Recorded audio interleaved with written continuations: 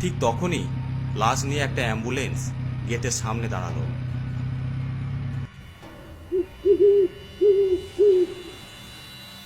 Driver নেমে জিজ্ঞেস করলো,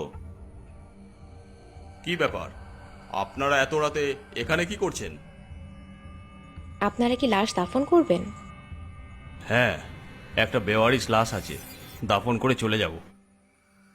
আমির তখন ড্রাইভারকে সমস্ত ঘটনা খুলে বলল।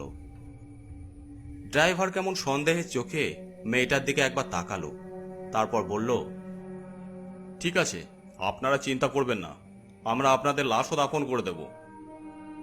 না না, কাউকে দরকার পড়বে না, আমি নিজেই করব। গেট খোলা হলে মেয়েটা পাঁজা কোলা করে লাশটা নিয়ে কবরস্থানে ঢুকলো। অন্য কাউকে হাতও লাগাতে দিল না। ব্যাপারটা আমার গোলমাল লাগছে, তুমি সাবধানে থেকো।